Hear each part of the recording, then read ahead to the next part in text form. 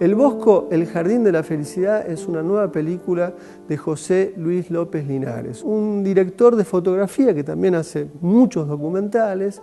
que trabajó en algún momento con el gran Víctor Erice en una de las películas más importantes, probablemente de toda la historia del cine español, que es El Sol del Membrillo. En esta película lo que intenta hacer López Linares es entrar un poco en la obra, sobre todo en una obra que está exhibida en el Museo del Prado en Madrid, que se trata de El Jardín de las Delicias. No me estoy equivocando, El Jardín de la Felicidad, El Jardín de las Delicias es la obra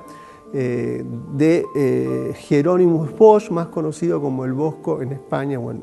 el mundo de habla hispana. Básicamente lo que la película trabaja es, o trata o intenta establecer, es una relación particular con esa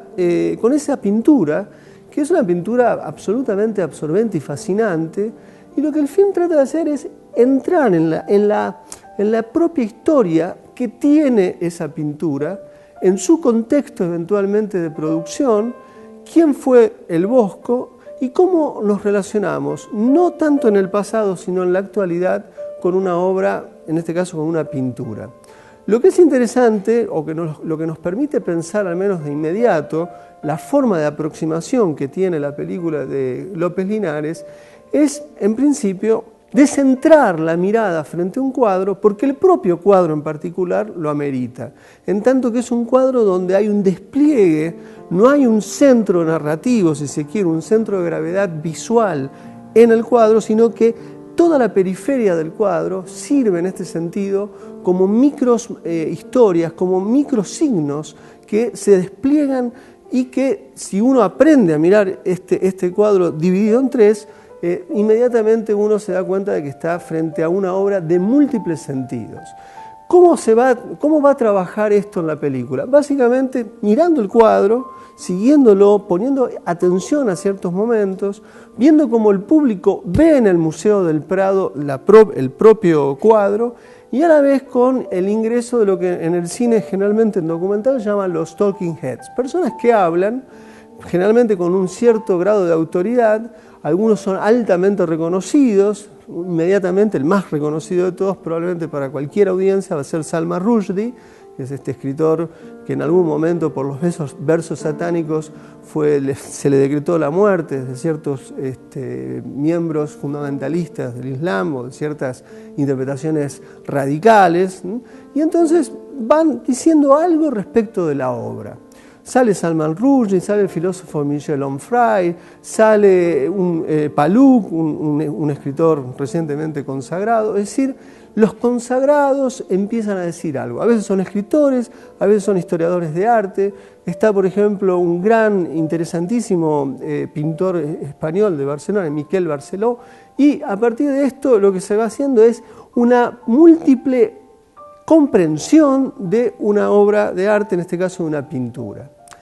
Quizás la película tiene un excesivo tono didáctico, y lo que me parece que es interesante, si bien en el contexto donde se trata de entender cómo pudo este artista pintar semejante obra que no referencia prácticamente a nada de lo que se había hecho con anterioridad,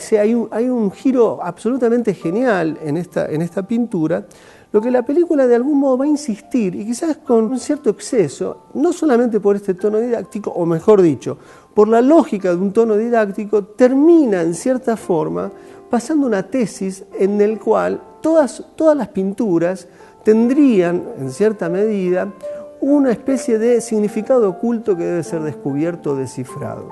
Esto quizás habría que cuestionar, y lo vamos a hacer en la segunda parte del programa a partir de otras formas de entender la relación del cine con la pintura, pero que esto es lo que la película de algún modo incita o insta. De pronto un elemento que tiene que ser interpretado, algo que se ve en el cuadro, entonces de ahí se saca una conclusión, esto significa tal cosa, esto significa tal otra. Es decir, hay una especie a lo largo de toda la película de sobreexcitación sobre la sobreinterpretación, o sobre un exceso de que la relación que establecemos con toda obra de arte estaría situada fundamentalmente en una idea de interpretación, cuando podríamos pensar que las relaciones que se establecen con la pintura, como también con el cine, no necesariamente se trata de un juego hermenéutico en el cual a uno le presentan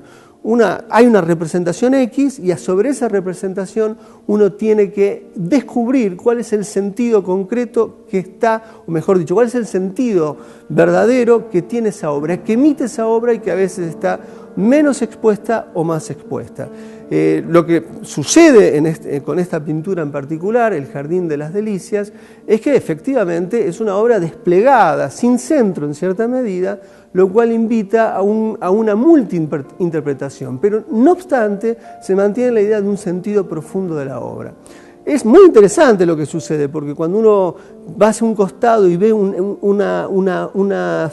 fragmento dentro de ese cuadro general, se descubre una cantidad de elementos y de signos que enriquece cualquier lectura que se hace a partir de una mirada frente a un cuadro. El tema es que uno podría tomar esta idea y aplicarla, que las películas se pueden ver así, no solamente los cuadros, que lo que sucede en una película no se define por el centro narrativo de la misma, sino que muchas veces en las periferias puede haber sorpresas para reinterpretar lo que se está haciendo. De todas maneras, en la segunda parte vamos a cuestionar un poco esta idea de el sentido profundo de una obra. Quizás el sentido es múltiple y quizás no hay un sentido profundo, sino múltiples sentidos en tensión y en disputa. Así que véanla, la película se acaba de estrenar, no creo que dure mucho, pero es una hermosa introducción a la obra del Bosco, y más allá del Bosco es una forma de pensar las relaciones del cine con la pintura.